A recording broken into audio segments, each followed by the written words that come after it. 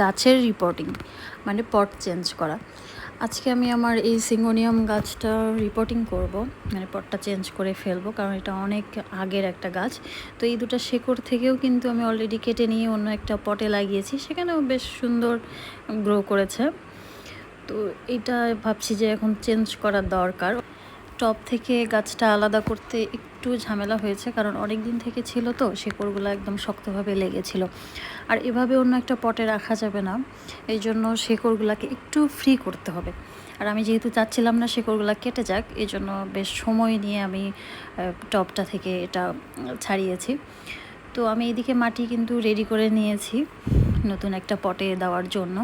মাটিতে কিন্তু garden soil, তারপর বালি মাটি এটা লাগবে। সামান্য কোকোপিট দিলেও চলবে, যাতে মাটিটা একটু নরম থাকে, এই জন্য কোকোপিটও নিয়েছি।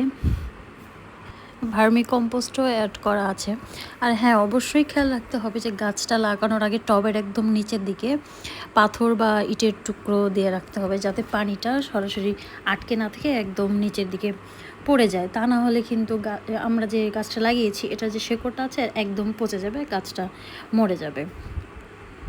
সিঙ্গোনিয়ামের একদম মজার বিষয় হচ্ছে, এটা কম সানলাইটে যেমন সুন্দরভাবে গ্রো করে, তেমনি বেশি সানলাইট হলেও কিন্তু কোনো সমস্যা হয় না।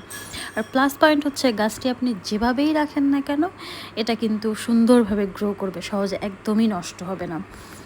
তো এই তো আমার সিঙ্গোনিয়াম রিপোর্টিং করা শেষ। আশা করছি আমার গাছটার এখন গ্রোথ অনেক ভালো হবে।